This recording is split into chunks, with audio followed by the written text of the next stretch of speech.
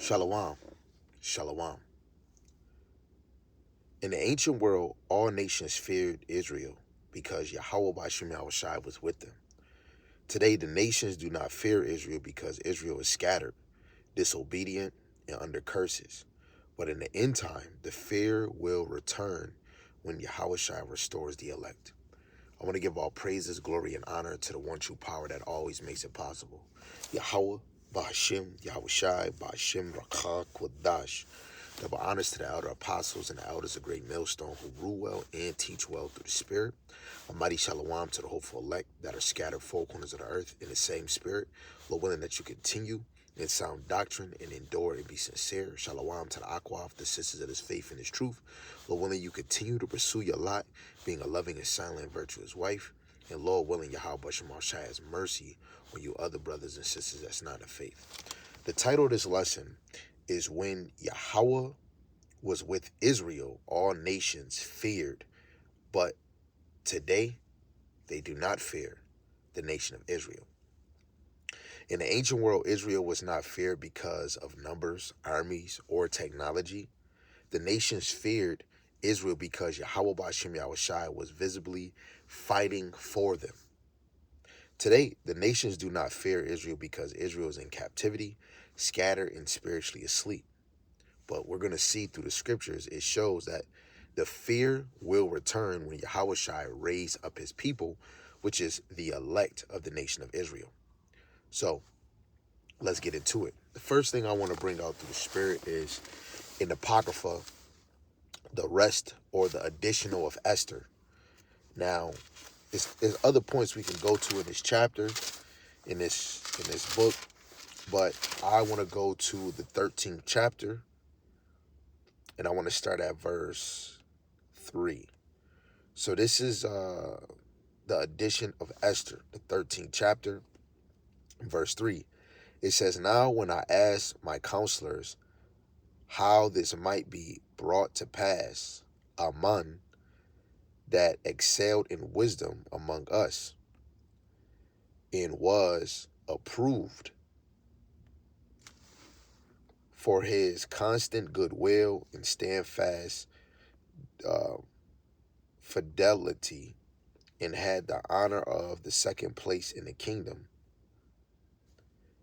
declared unto us that in all nations throughout the world there was scattered a certain malicious people," which he's speaking about Israel, "that he had that had laws contrary to all nations, and continually despised the commandments of kings, so as the uniting of our kingdoms honorably intended by us cannot go forward. Seeing then we understand that this people alone is continually in opposition unto all men, deferring in the strange manner of their laws, and evil affected to our state, working all the mischief they can, that our kingdom may not be firmly established. Therefore we have commanded that all they that are signified in writing unto you by Haman, who is ordained over the affairs and is next unto us, shall all with their wives and children be utterly destroyed by the sword of their enemies, without all mercy and piety or pity, Salaki, the 14th day of the 20th month Adar of this present year, that they who of old and now also are malicious may in one day with violence go into the grave, and so ever hereafter cause our affairs to be well settled and without trouble." I'm going to keep reading. "And Mordecai thought upon all the works of Yahawah Shai, and made his prayers known unto him, saying, O Lord, Lord, the King Almighty, for the whole world is in thy power, and if thou appointed to save Israel, there is no man that can gainsay thee. For thou hast made heaven and earth, and all the wondrous things under the heaven. Thou art Lord of all things, and there is no man that can resist thee, which art Yahawah Ba'ashem Yahushai. Thou knowest all things, and thou knowest, Lord, that it was neither in contempt nor pride, nor for any desire of the glory, that I did not bow down to proud Haman. For I could have been content with the goodwill of the salvation of Israel to kiss the soles of his feet. But I did this that I might not prefer the glory of man above the glory of the Most High. Neither will I worship any but thee, O Elohim. Neither will I do it in pride. And now, O Yahawah, power and king, spare thy people, for their eyes are upon us to bring us to naught. Yeah, they desire to destroy the inheritance that have been thine from the beginning. Despise not the portion which thou hast delivered out of Egypt for thy own self. Hear my prayer, and be merciful unto thy inheritance. Turn our sorrow into joy, that we may live, O Yahawah, and praise thy name. And destroy not the mouths of them that praise thee, O Yahawah. All Israel in like manner cried most earnestly unto Yahawah by Shema Shai, because their death was before their eyes. Now, when we go into actually in the Old Testament, when you actually see when Esther brought this, to the king, her husband, Haman died by his own device that he made against Mordecai and the Jews. So even at that time, which is an example throughout all scriptures, all nations knew of our power. Okay, let's get another one. Let's go to Judith, the 5th chapter. Right, I'm going to these classic ones before we get to the main events.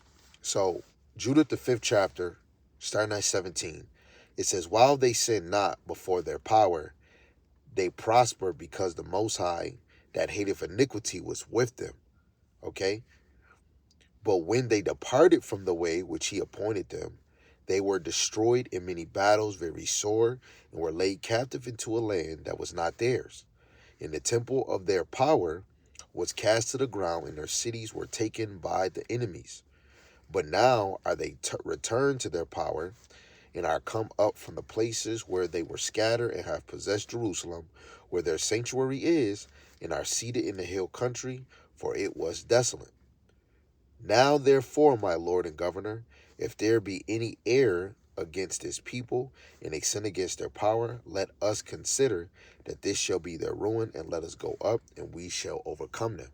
Right? And throughout history, when the Israelites, when they turned away from the ways of Yahawah by Shema Shai, turned away from his laws and his commandments, the nations was able to ruin us. Right? Of course, when we read about Esther, that's in the time of the Persian Medes, right? When the Persians started to rule, again, we were actually able in the time of Cyrus, and even when, he went to the spirit world, that we were able to go rebuild the temple. Okay? And what I'm reading in Judith, this is in the time of the Assyrians. Okay? All nations in the ancient world knew about the children of Israel.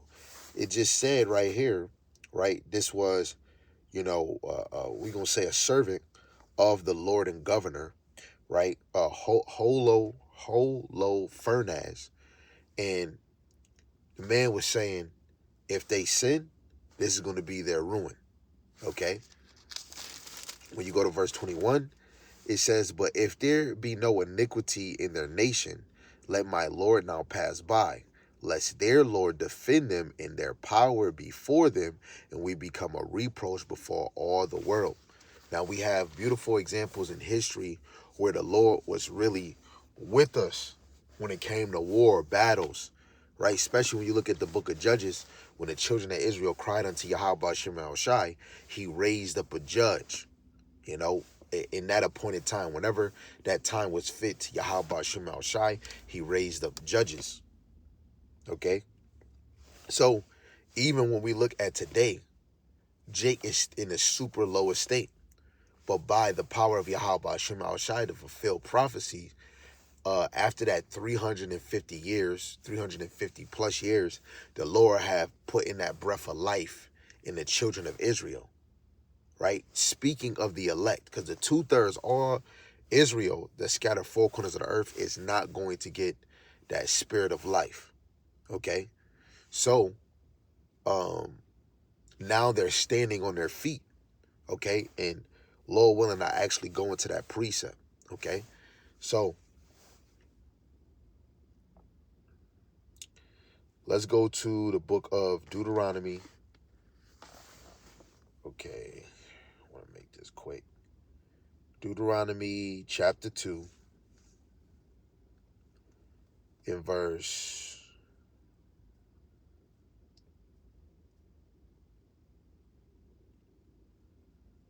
25. Is that, wait, hold on, so like, let me make sure. Okay, I'll start at verse 24. It says, rise ye up, take your journey and pass over the river of Arnon.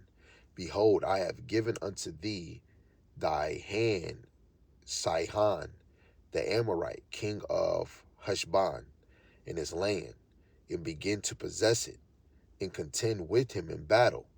This day will I begin to put the dread of thee and the fear of thee upon the nations that are under the whole heaven, who shall hear report of thee, and shall tremble and be in anguish because of thee. In the NLT, verse 25.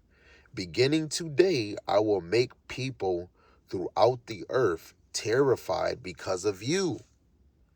When they hear reports about you, they will tremble with dread and fear. Okay? Just imagine your forefathers like Abraham. They knew about him, right? Especially when Abraham and he got his servants to go get Lot, right? From them damn kings in the land of Canaan. You know, we have mighty men, especially our forefathers, but in our bloodline. Okay? So Yahawah himself placed supernatural fear in the on the nations so Israel could conquer. All of this is orchestrated by Yahawah B'Shem Yahushai. The other nations don't have free will. We don't have free will. All things is ordered by Yahawah B'Shem Yahushai. Right? Let's get another one. This is Joshua chapter 2 in verse 9 to 11. And she said unto the men, I know that Yahawah have given you the land, and that your terror is fallen upon us, and that all the inhabitants of the land faint because of you. For we have heard how Yahawah dried up the water of the Red Sea for you, when ye came out of Egypt, and what ye did unto the two kings of the Amorites that were on the other side of Jordan, Sihon and Og, whom ye utterly destroyed. And as soon as we had heard these things, our hearts did melt. Neither did there remain any more courage in any man because of you. For Yahawah your power, he is Elohim in heaven above and in earth beneath. Right? Yahawah is that true power. Okay? So Rahab is she understood, she knew, man. And other, like she was saying, other man's heart melt, their mind melt. Right? The fame of Yahawah B'Shem Shai went through the earth for what he did for the people Israel. Oh yeah. Well, we can't fuck with them. So Israel terror fell upon the people. All the inhabitants faint because of Israel. Right? The nations heard how Yahawah dried up the Red Sea. Yahawah, your power, is power in heaven above and in earth. Okay? So the fear wasn't of Israel might, it was the fear of Israel's power, right? Which is Yahawah B'Shem Yahushai. You know? They knew if they mess with Israel, it's a power, right? Which is, you know, the power of heaven and earth. The God of heaven and earth. The Elohim of heaven and earth. Okay? The creator of things that you see and don't see. We was connected to Yahawah B'Shem Yahushai, man. I'm going to get one more, then I'm going to end this, and Lord willing, I can do a part 2. So this is Joshua chapter 5. in verse 1, it says, "And it came to pass, when all the kings of the Amorites, which were on the side of Jordan westward, and all the kings of the Canaanites, which were by the sea, heard that Yahawah had dried up the waters of Jordan from before the children of Israel until we were passed over, that their heart melted, neither was their spirit in them anymore because of the children of Israel." So we heard about the Red Sea. Now the other nations is hearing about the Jordan. Okay? So not one nation want to smoke with the children of Israel when Yahawah was with them. Right? Because they're hearing that Yahawah dried up the Red Sea. He dried up the Jordan. So their hearts were melted. Neither was their spirit in them anymore because of the children of Israel. In the NLT, let me just read this in the NLT. It says, "When all the Amorite kings west of the Jordan and all the Canaanite kings who lived along the Mediterranean coast heard how Yahawah had dried up the Jordan River so the people of Israel could cross, they lost heart and were paralyzed with fear because of them." Right? And it wasn't necessarily the fear of the children of Israel. It was the power that was with them. Right? Yahawah Ba'ashem Yahushai was backing the people of Israel, his inheritance, his people, his special people, his holy people that he set apart from all nations of the earth. You know, this is why when we look at these old accounts in the law and the history, they're supposed to inspire you spiritually to do things that's pleasing unto Yahawah Ba'ashem Yahushai. Right? When we go into Psalms, the 78th chapter, it was people that wasn't even amazed at the miraculous deeds that Yahawah Ba'ashem Yahushai did, man. Okay? But we in this time, now that you stand on your feet, you get to be like, man, Yahawah Ba'ashem Yahushai did that. Okay? This is why you have to take your faith serious in Yahawah Ba'ashem Yahushai. So Lord willing, part 1 was edifying. Lord willing, we can continue and go into Deuteronomy, the 11th chapter, verse 25. So with that, I want to give all praises, glory, and honor to the one true power, Yahawah Ba'ashem Yahushai Ba'ashem HaKadosh. Double honors to the elder apostles and the elders of Great Millstone who rule well, teach well through the Spirit. Almighty Shalom to the hopeful elect in the same spirit and in sound doctrine. Lord willing, Yahawah Ba'ashem Yahushai has mercy on the other brothers and sisters that's not in faith. With that, Shalom, Shalom, Habab, Babal.